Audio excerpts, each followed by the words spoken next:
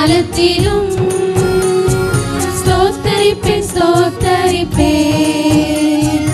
அவர் புகழ் எப்பொழுதுமே என் நாவில் ஒலித்திடுமே. துணை வேண்டி நான் மஞ்சாடினேன், மறுமொழி பகர்ந்தார் அவர் எனக்கு. எல்லாவித அச்சத்தினின்றும் அவர் என்னை விடுவித்தார்.